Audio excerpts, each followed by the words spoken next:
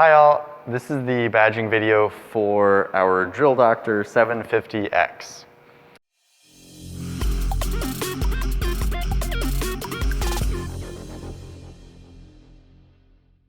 This is not a terribly dangerous tool, so we're not going to focus too much on the safety.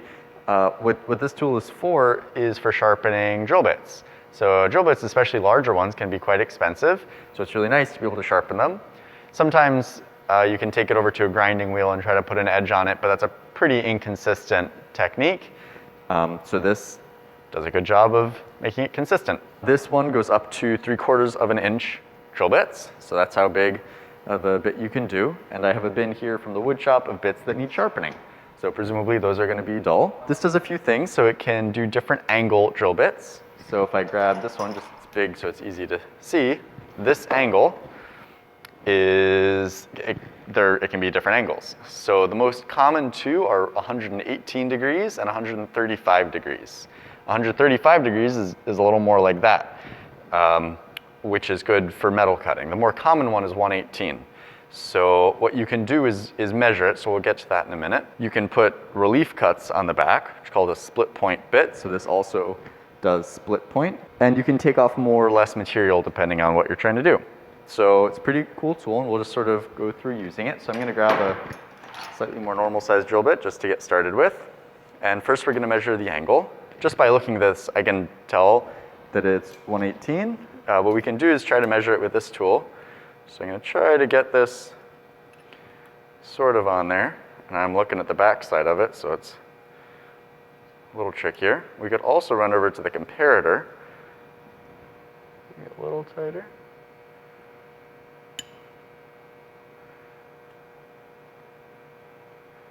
Yeah, that looks about right. And what angle are we seeing? We're seeing, lo and behold, about 119 degrees. So we're going to call that 118. And this is the sort of chuck that holds the bit. So I'm just going to loosen it up, screwing it outwards and sliding it in and just exposing a bit of it there. And I'm not going to tighten down on it. I'm just going to sort of snug a little bit. We still need it to be able to slide at this point. Then we're going to put it in this side. And so this is the sort of length setting component of the Drill Doctor. So what we're going to do is we're going to align these flanges. They're these plastic tabs, and we're going to line them in the slot that we want. So this is one component of the Drill Doctor that isn't terribly well designed. They mark 118 really well, but no other angles. There's this plus and the minus. 135 is one tick to the right of 118.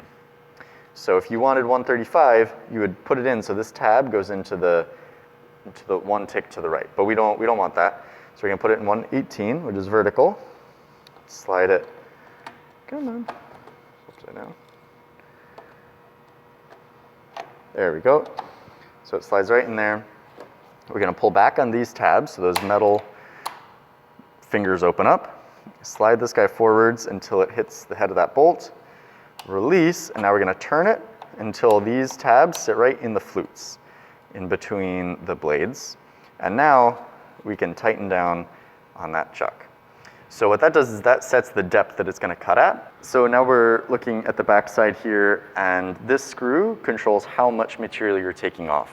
So let's say you really bungled up the tip of your drill bit and you want to remove a bunch of material, then you would turn this towards the plus, which is counterclockwise. And if you wanted to remove less material, because it was being too aggressive, you would go clockwise, towards the negative sign.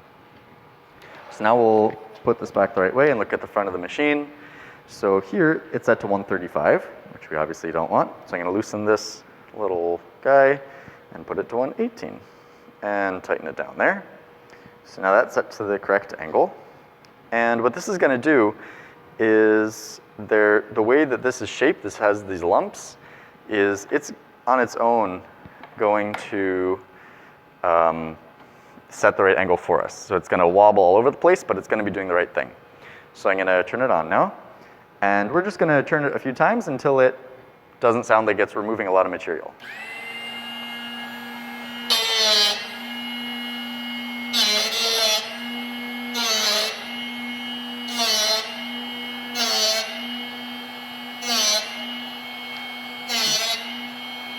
And I'm pushing up against this top pin.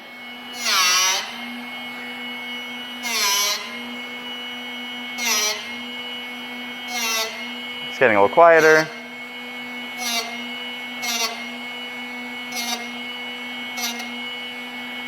All right, I think that's good. So I'm gonna turn it off, pull it out, and now we have a lovely sharp drill bit. So now that we have sharpened the main cutting edges of this, we are going to split the tip. So the split tip on a drill bit it's only optional on a 118-degree bit, and this doesn't have a split tip as it is. It's just a normal grind. We're gonna add it just for demonstration.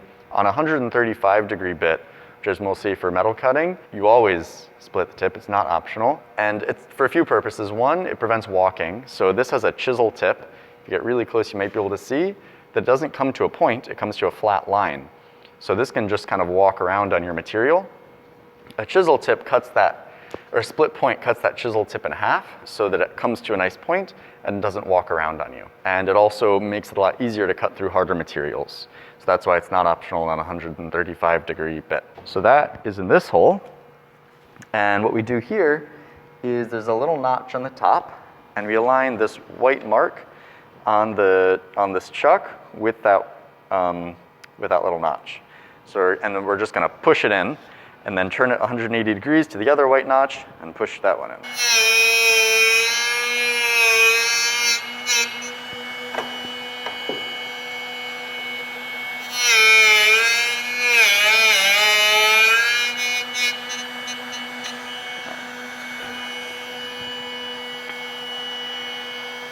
So this only has a slightly split tip, so I'm gonna give that another go.